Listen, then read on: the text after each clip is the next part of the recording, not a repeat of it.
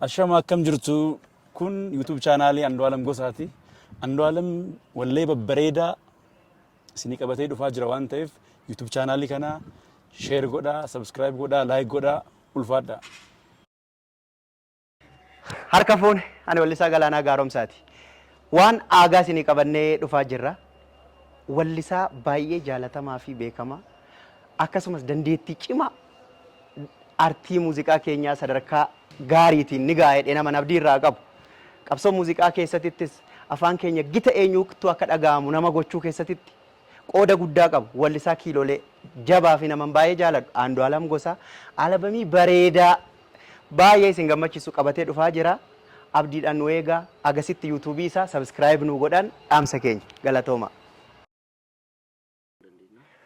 Weellisaan keenya Andu'aalam Gosaa sirboota qeenxee garaagaraatiin beeknu amma sirboota ajaa'ibaa albama guutuudhaan xumuree isin biraan ga'uudhaaf qophii hunda xumureera. Sanaa asitti sirba tokko qeenxeedhaan viidiyoo hojjetee isin biraan ga'uudhaaf qophii hunda xumuree waan jiruuf karaa YouTube isaa Andu'aalam Gosaa jedhu subscribe, share, comment gochuudhaan akkasumas share walii gochuudhaan akka artistii keenya jajjabeessinuun isinin jedha galatooma.